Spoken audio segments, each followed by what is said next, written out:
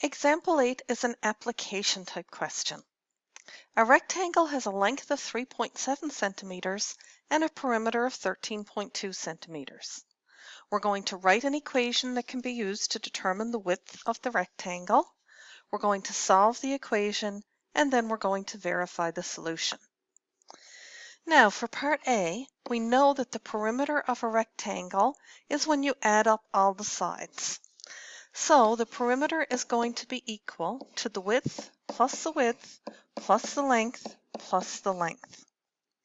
For part B, let's solve the equation. Let's put in what we know already.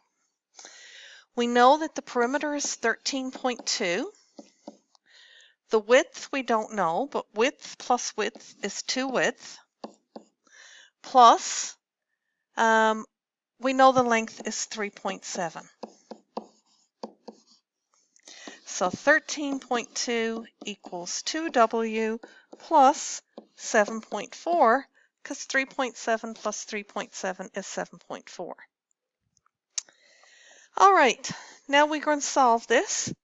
In order to solve this, we're going to take 7.4 away from each side first. That makes that a zero pair. 13.2 minus 7.4 is 5.8, and that's equal to 2W. The inverse of multiplying by 2 is dividing by 2, and W is equal to 2.9. And since we're talking about length, it's centimeters. So our width is 2.9 centimeters. So let's verify our solution. Our perimeter was equal to W plus length plus length. 13.2 would be equal to 2.9 plus 2.9 plus 3.7 plus 3.7.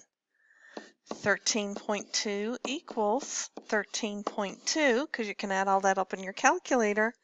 And now we have the left-hand side equal to the right-hand side, so we know our answer is correct.